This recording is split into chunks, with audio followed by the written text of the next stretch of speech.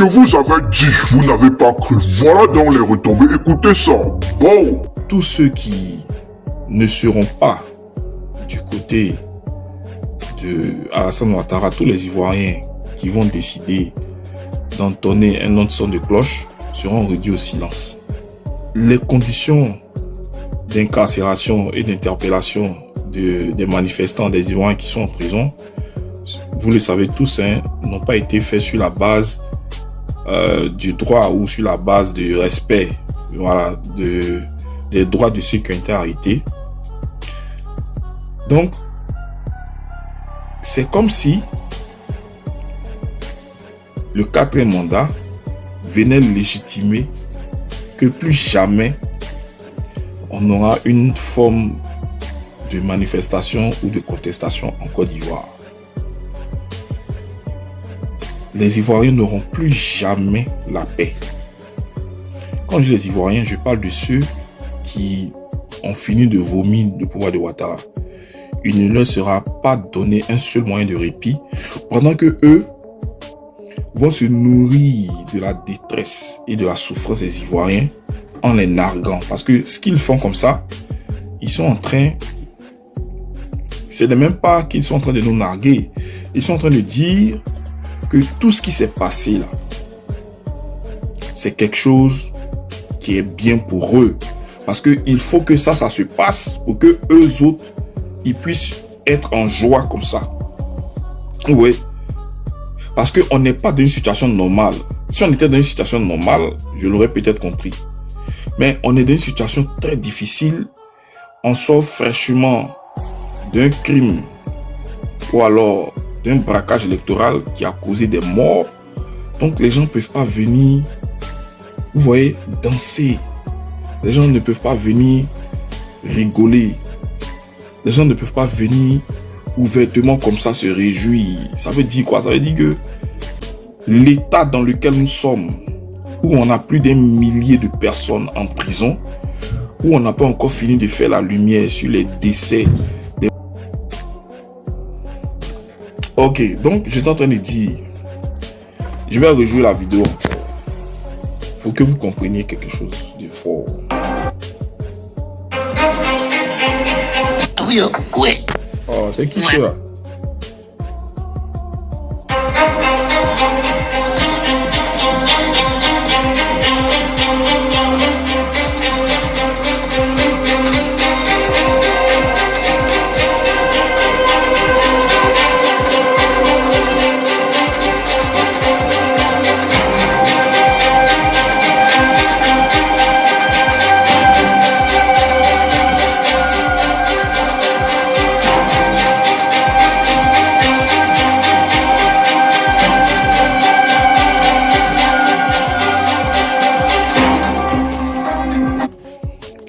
Ok, donc j'étais en train de dire la chose suivante.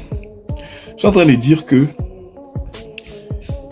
le message qui transparaît dans cette vidéo que je vous ai montrée, où vous avez vu les membres du gouvernement en train de se trémousser, alors que vous savez la situation dans laquelle nous nous trouvons, on a des milliers d'Ivoiriens qui sont en prison, préfigure tout simplement que pour qu'ils aient la paix, il faille que des Ivoiriens meurent. C'est-à-dire que pour qu'ils puissent jouir de leur pouvoir, pour qu'ils puissent continuer à profiter du pouvoir qu'ils ont, il est nécessaire pour eux que toute forme de contestation soit brisée, soit détruite.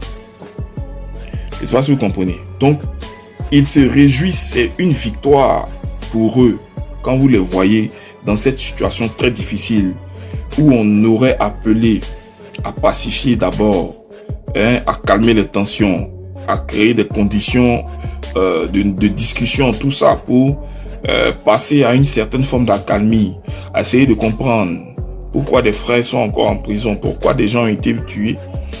Quand on ne fait pas le bilan de ça et puis on crée une fête bizarre où le Premier ministre même est présent pour que les gens puissent jubiler, puissent danser, puissent se trémousser, puissent voilà, puisse rigoler aux éclats et tout ça. C'est une façon de nous dire que il faut que la Côte d'Ivoire reste en l'état pour que nous autres soyons heureux. Voilà. C'est une façon de nous dire, créer des conditions d'accalmie et de paix ne nous arrange pas. On a besoin que vous soyez de plus en plus maltraités. Il faut que votre souffrance soit à un point, atteint le paroxysme, quoi. Pour que eux autres puissent... C'est comme s'ils se nourrissaient, en fait, de la souffrance des Ivoiriens. En fait, ils se nourrissent de ça. C'est même pas comme si... C'est exactement ça. Ils se nourrissent de la souffrance des Ivoiriens. C'est-à-dire que cette énergie de tristesse, de désolation que traverse le peuple ivoirien, là, eux, ils ont besoin de ça pour vivre. Vous les voyez, ils sont heureux, alors qu'ils savent que nous sommes dans une condition très difficile. Donc, c'est pour vous dire que si jamais ce quatrième mandat-là est acté, quoi que je sache, quoi que je suis très sûr que ce quatrième mandat n'aura pas lieu, voici ce qui va se passer. Voici comment est-ce que nous allons être traités. Voilà, ils vont se nourrir davantage de cette situation de malheur. Voilà, cette situation de malheur. Donc moi, quand j'ai fini de regarder cette vidéo, généralement, quand tu penses détenir,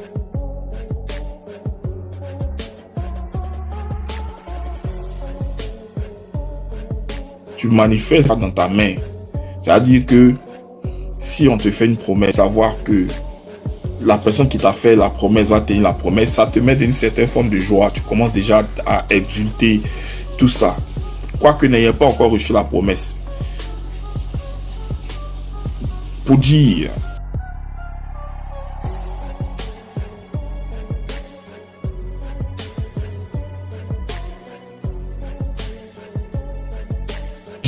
ils sont... Ou bien est-ce que ce pouvoir-là va tenir encore dans le temps? Donc tu ne peux pas jubiler quand tu sais que tu n'as pas, c'est-à-dire tu n'as pas cet acquis-là en fait, qui te permet de jubiler. C'est vrai hein, que tout ce que nous constatons donne les...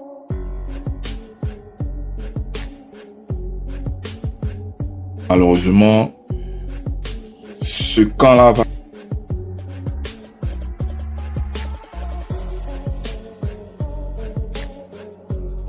Il continue cette politique de division et tout ça. Mais ça envoie deux messages. Voilà, ça envoie deux messages. Ça envoie le message selon lequel... Un instant. C'est qui ça?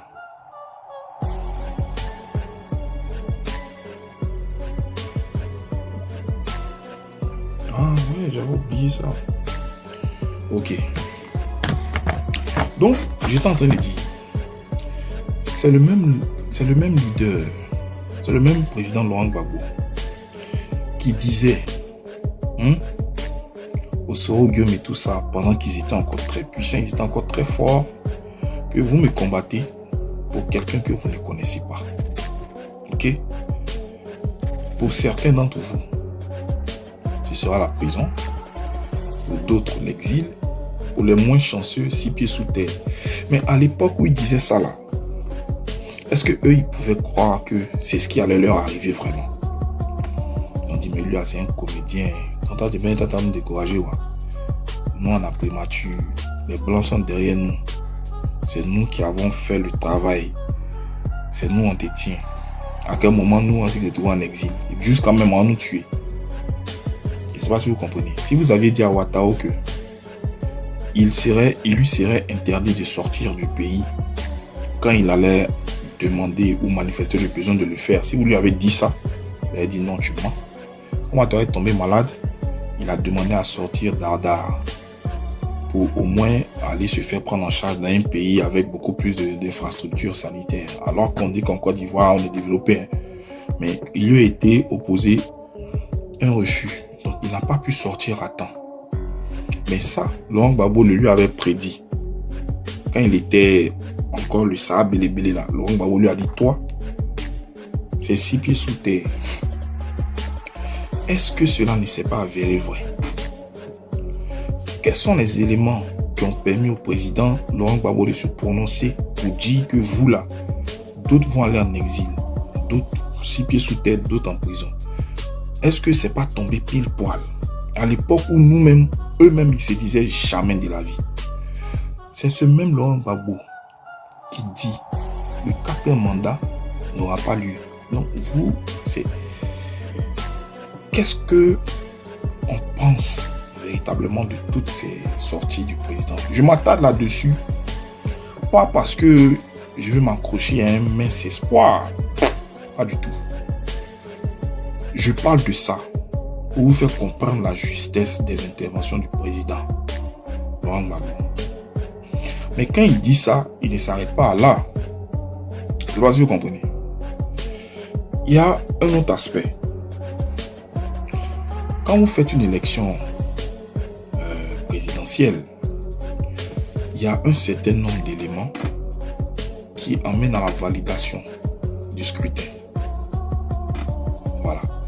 Pour qu'on puisse dire du pays qu'il est dans une certaine forme démocratique, il y a certains critères qu'il faut respecter. Comme ça, vous pourrez toujours être éligible parmi le Conseil des Nations, vous pourrez jouir de certains avantages et vous pourrez continuer de bénéficier des prêts empoisonnés de la Banque mondiale. Sinon, on n'aurait pas fait ce qu'on appelle le classement des pays en termes d'état de droit avec le World Project Justice. Après. Ok.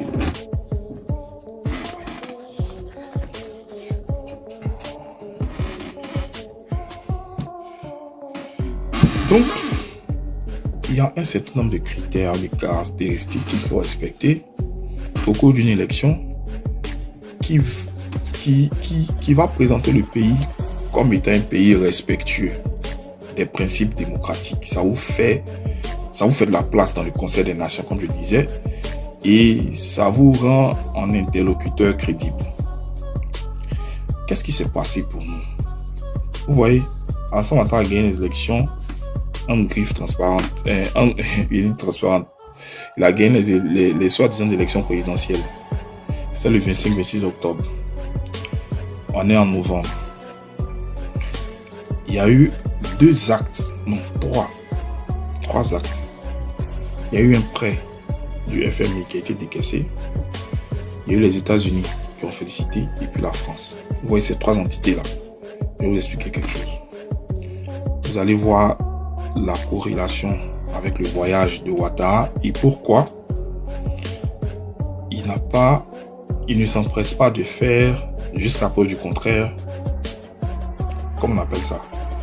Il ne s'empresse pas de faire encore l'investiture, et pourquoi la date législative est aussi proche.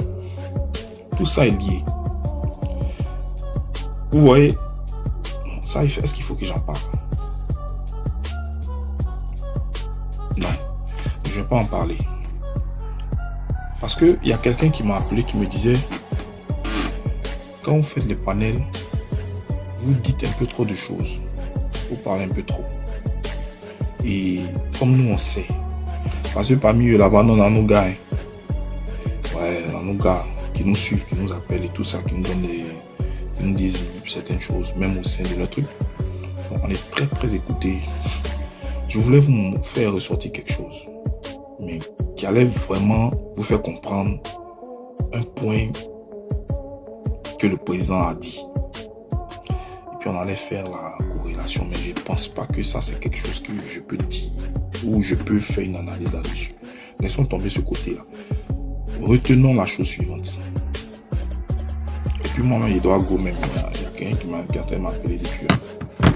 Je ne sais même pas s'il est bien fait d'ouvrir. Bon, les gars, je pense que j'ai oublié ça. Je vais vous laisser. Je dois faire un truc que j'avais oublié complètement. Il est 20h chez moi. Je sais que je fais tard chez vous. Moi, chez moi, il est encore tôt. Donc, je dois faire un truc. Si je reviens tôt, je vais rouvrir le panel. Mais, ce que je suis en train de dire là, comprenez que il n'y aura pas de quatrième mandat. Voilà. Ça là, dormez le cœur en paix. Dormez le cœur en paix. Il n'y aura pas. Sachez-le. Maintenant, ceux qui courent pour aller faire les législatives, là, vous savez, la Côte d'Ivoire qui va venir là, ne va plus marcher sur des principes ou sur des règlements anciens. Parce que pourquoi à chaque fois on a été replongé dans des crises? Pourquoi en voulant sortir ou en voulant reprendre du poids de la bête, on trébuche en chemin? C'est parce que la Côte d'Ivoire, pour les acteurs politiques qui constituent justement l'environnement politique, on a des gens qui, comment je peux les qualifier, qui ont toujours ramé à contre-courant de la volonté populaire, mais qui sont prêts à vendre les intérêts généraux pour des intérêts particuliers. Vous voyez, on a adopté une certaine ligne de conduite. On a pris une certaine posture de combat. Quand vous commencez un combat, là, il y a un objectif à atteindre. Surtout ce genre de combat pour recouvrir la dignité, la souveraineté, tout ça. Ce sont des combats qui sont très longs. C'est des combats de très longue haleine. Et c'est des combats qui demandent beaucoup de résilience. Et surtout beaucoup de courage. C'est comme si moi je vais en guerre. Je vais en guerre avec mon allié. On a un ennemi commun. Donc on se met d'accord sur les stratégies à adopter. On est conscient de nos forces. On est aussi conscient de la force de l'ennemi contre qui on va en guerre. Ok? Mais on prend en compte la force de l'ennemi pour définir notre stratégie à adopter pour le faire tomber. Donc, mon allié et moi, en mettant ensemble nos forces et en définissant une stratégie commune, on se dit que c'est quand on va faire comme ça qu'on pourra atteindre notre ennemi, parce qu'on sait que sur ce côté-là, il n'est pas assez fort. Et si on met nos forces ensemble, ça va nous donner plus de chances par rapport à tel. Donc, on définit ensemble une stratégie commune. Vous comprenez? Donc, c'est sur la base de cette stratégie commune-là qu'on pense pouvoir gagner le combat. On sait, on est conscient que le combat ne sera pas très facile, parce qu'en face de nous, on a un adversaire, on a un ennemi qui est très coriace. Mais, on se dit que par rapport à notre stratégie commune, définie au préalable, par rapport à nos forces qu'on a décidé de joindre ensemble, on peut pouvoir venir à bout. Mais qu'est-ce qui se passe? Il se passe que pendant qu'on commence les premiers affrontements, ton allié, il appelle l'ennemi pour dire: c'est bon, moi je me rends. Vous voyez? Alors que le combat n'est pas encore fini. Mais lui, il appelle déjà l'ennemi pour dire: c'est bon, je me rends. La question, c'est laquelle? Est-ce que la stratégie définie au préalable pourra marcher? Parce que cette stratégie-là, c'est appuyée sur deux camps qui ont décidé de mettre ensemble leurs forces. Ça va pas, en tout cas, ça va mettre en péril l'issue du combat.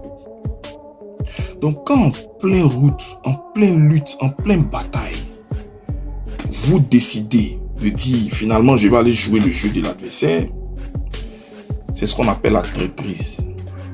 Donc la Côte d'Ivoire qui va venir là, pour ne plus jamais retomber dans les mêmes travers, va extirper de son rang et de son sein tous les hommes politiques qui mangent ou qui jouent au jeu de la traîtrise, c'est-à-dire que qui mettent en avant les intérêts personnels au lieu de l'intérêt général. On ne se sert pas de la population comme un bétail pour atteindre des objectifs personnels. Parce que l'intérêt personnel n'est rien devant l'intérêt du plus grand nombre. Ça ne représente absolument rien. Ce n'est pas parce que tu dois te gonfler le ventre ou tu dois te nourrir, tu dois assouvir tes bas instincts tu dois assouvir ta libido, tu dois pouvoir nourrir des maîtresses, que tu vas permettre que les gens meurent en aïe gratuitement. Je ne sais pas si vous comprenez. Donc, pour dire que la nouvelle Côte d'Ivoire qui vient très bientôt aura fini de faire le tri parmi ses enfants. Parce que plus on va continuer avec ces hommes politiques véreux, plus on va mettre en péril les acquis de ce combat qu'on aura gagné avec beaucoup de larmes et de souffrances. Je ne sais pas si vous comprenez. Donc, ce qui se passe avant la libération de la Côte d'Ivoire, c'est que il y a un tri naturel qui se fait en notre sein. Il y a ceux qui ont décidé de ne pas manger le pain de la traîtrise. Et quand on dit ça, ils ont mal. C'est eux qui se plaignent quand on est là chercher les traites un peu partout. C'est eux qui se plaignent de ça. Non, on n'est pas en train de chercher des traites partout. On est en train de croire en un lendemain meilleur pour notre pays. Donc, on n'aura plus besoin de forcément utiliser ces hommes politiques qui, à un moment donné de l'histoire du pays, ont décidé de ranger leur épée et d'aller partiser avec l'ennemi. Voilà. Personne ne les y a envoyés. Chacun suit son destin. Donc, c'est pour dire.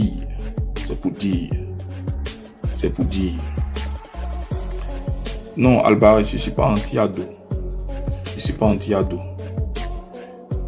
Je suis un enfant de la Côte d'Ivoire qui est contre l'injustice. Si Ado a dit qu'il allait venir développer la Côte d'Ivoire, on estime que c'est pour que cela puisse bénéficier et profiter à tous les enfants du pays. Pas à un clan seulement. C'est parce que j'estimais qu'il allait, selon lui, créer les conditions d'une démocratie, en tout cas une démocratie acceptable pour toutes les parties. Mais il ne fait pas ce qu'il dit et bien plus, il fait souffrir les Ivoiriens qui ne lui ont rien fait. Maintenant, vous, les gens du RDR, moi j'ai ce message pour vous. Tout ce que Ouattara fait, ce n'est pas lui qui va emporter les peines, ce n'est pas lui qui va endosser les responsabilités. C'est ce que vous n'avez pas compris ou c'est ce que vous feignez de ne pas comprendre. C'est-à-dire quoi? Le retour du bâton là ne va pas venir en plein la gueule de Ouattara, mais c'est en plein dans vous, votre gueule. Parce que c'est vous qui allez subir. C'est ça en fait. Ceux qui vont subir, ça veut dire que vous ne profitez pas de tout ce que Ouattara fait. Il vole l'argent, c'est pour enrichir son clan. Il fait tout ce qu'il veut. C'est simplement des gens qui sont de son clan qui profitent. Et vous, vous êtes toujours à Bobo Dereraï. Vous êtes toujours à Jamé Roxy. C'est vous qui êtes remplis dans les quartiers précaires. C'est vous que, lors des grands rassemblements, des grands meetings, c'est à vous qu'on donne riz gras avec des mines. C'est-à-dire que vous ne profitez en rien de tout ce que Ouattara fait. Il a promis de développer le Nord, qui pour lui a été lésé dans le devant de la Côte d'Ivoire. Mais la seule chose qu'il a essayé, de vous donner pour vous contenter, c'est de mettre une plaque de goudron au nord. Est-ce que c'est la route au nord là, qui va faire sortir cette jeunesse-là de la précarité? Est-ce que c'est ce qui va vous faire sortir de l'analphabétisme? Parce que vous êtes très analphabète là-bas. Et c'est pour ça qu'il est facile de vous manipuler, de vous utiliser comme du bétail, comme de la chair à canon. Ils ont utilisé les enfants du Nord pour aller faire la guerre. On les a tués en masse. Mais que sont-ils devenus, ceux qui ont été tués en masse? Rien. Aux oubliettes. Ils sont encore dans la souffrance. Ils l'ont fait pour un idéal. Pour une personne qui incarnait cet idéal-là. C'est Alassane Ouattara. Mais est-ce qu'il vous a renvoyé le retour de la pièce? Jamais. Donc les plus grands perdants, non seulement pendant que Ouattara est au pouvoir, c'est vous. Parce que c'est qui? C'est les mosquées de qui on casse finalement. Moi, je ne suis pas musulman. Voilà. Mais c'est vous autres qui avez décidé de dire que comme il est musulman, on ne veut pas qu'il soit président. Mais maintenant qu'il est président, alors que selon vous, il devrait quand même vous faire certaines largeurs et faveurs, il le fait uniquement pour ceux de son clan qui s'enrichissent et vous, on casse vos petites mosquées que vous vous débrouillez à construire.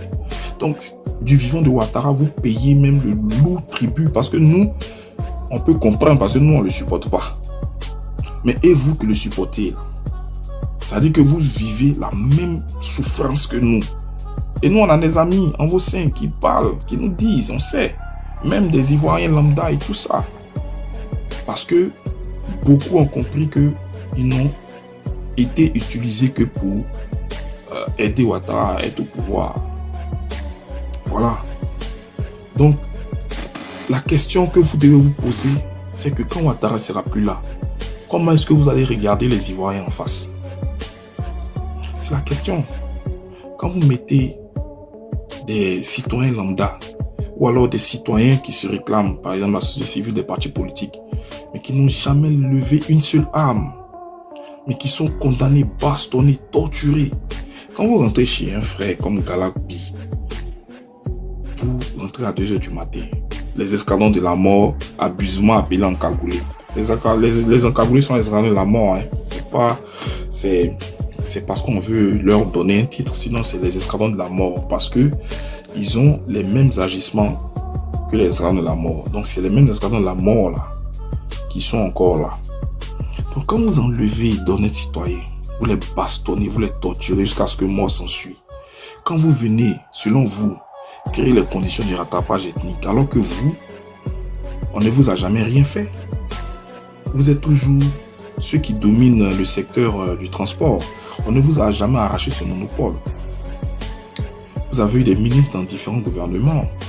Je veux dire que la nation ne vous a jamais mis de côté, à la vérité. Mais vous êtes venu au pouvoir et vous vous êtes vengé des frères qui depuis très longtemps ont vécu en bonne intelligence avec vous. Mais vous avez estimé que quand Ouattara est venu, parce que selon vous, il est exclu, alors vous vous vengez sur vos frères. Et on voit comment est-ce que vous traitez les autres, en les tuant, en faisant perdre à certains leur travail. Parce qu'ils ont mérité cela. Mais on voit un peu notre administration remplie d'analphabètes. Juste parce que vous voulez faire du remplissage pour vous donner l'illusion que vous êtes enfin des participants à la vie de la nation. Non, pour participer à la vie de la nation, il y a des codes, il y a des critères en la matière. Il faut aller à l'école, il faut être intelligent, il faut avoir des diplômes. Mais surtout, il faut être méritant. Mais vous ne l'êtes pas et vous estimez que ceux qui sont méritants vous ont lésé. Et pour revenir pour vous, pour être dans vos droits, il faut tuer ceux qui sont méritants et mettre des analphabètes à la place de ceux qui sont... Donc, moi, je dis simplement que comment est-ce que vous allez pouvoir regarder les frères quand Ouattara ne sera plus là? Parce que tout ce que Ouattara fait là, c'est à vous qu'il va donner la facture. C'est vous qui allez payer pour ça. Vous voyez, non?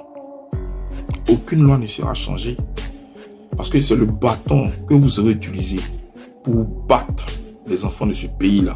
C'est ce même bâton-là qui sera utilisé en retour. Et ce ne sera que justice. Ce sont les actes que vous aurez posés qui vont simplement vous rattraper. Donc, quelle est l'explication que vous allez donner? C'est ça en fait. Vous voyez, on endure tout cela depuis plus de 30 ans. Les morts, les arrestations, les enlèvements, les jugements uniques, le rattrapage ethnique. Tout ce que vous voulez. Personne ne vous a gêné dans votre gouvernance. Vous avez gouverné vous seul. Jamais l'opposition n'a eu part à des postes gouvernementaux. Tous les secteurs productifs du pays étaient à vous. Les sociétés d'État, ce sont vos hommes que vous avez mis là. Les gens vous.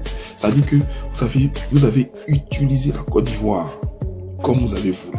Vous avez trait la Côte d'Ivoire pire qu'une vache. Vous voyez, non? Donc vous avez assouvi votre soif, votre vengeance de faire du mal aux autres qui pourtant ne vous ont rien fait. Ok.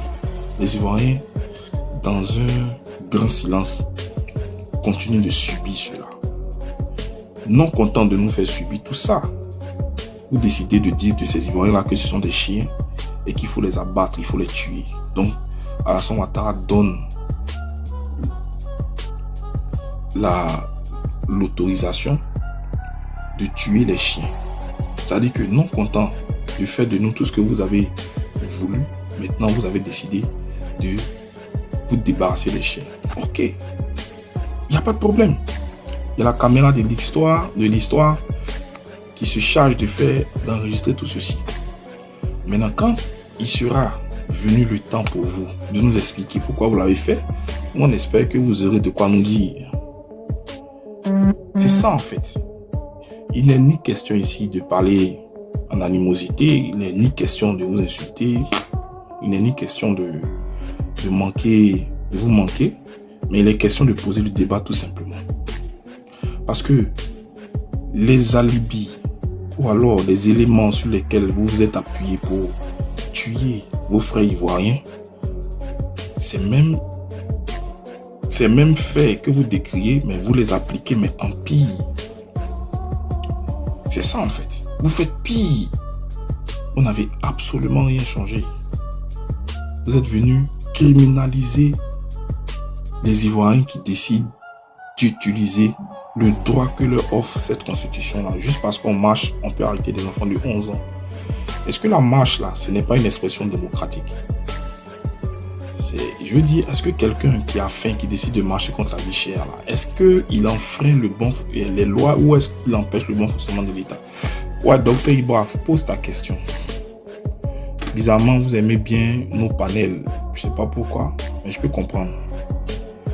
Pose ta question, docteur Ibra. J'étais sur le point même de bouger parce que j'ai 2-3 trucs à faire. Pose ta question, je vais te répondre. Donc, nous, c'est un peu comme le peuple d'Israël. Voilà, le peuple d'Israël qui a subi pendant plus de 400 ans l'esclavage. Je tiens déjà à vous dire que dans cette église médiatique, nous allons tout faire. Parce que ceux-là qui viennent donc de tomber par hasard dans cette église médiatique, ne vous inquiétez pas, nous allons toujours vous renchérir avec les exclusivités alléchantes. Ceux-là qui viennent donc de découvrir pour la première fois ou même pour la énième fois cette église médiatique, sachez que nous sommes là pour vous renchérir dans l'information authentique, l'information 24 sur 24, 7 jours sur 7. Alors, la CAN Maroc 2025, c'est dans le jour J-7. Alors, nous allons tout faire pour pouvoir vous retransmettre les temps forts des matchs et consorts. Ceux-là qui me demandent, c'est quoi l'agenda du jour dans cette église médiatique? Je tiens à vous rappeler que nous n'avons pas d'agenda du jour fixe, mais lorsque nous tombons sur une exclusivité, lorsque nous tombons sur une investigation, lorsque nous tombons sur une information, lorsque nous tombons même dans des révélations pas mal et cool, nous avons le devoir, nous avons l'obligation, nous avons l'amabilité de pouvoir reconnaître cela dans cette église médiatique qui s'avère infaillible face aux attaques de l'extérieur. En tout cas, vous connaissez que c'est l'abondance du cœur que la bouche parle. Pourquoi c'est déjà approché en Afrique de l'Ouest et en AES? Bisous là-bas les gars. Bon.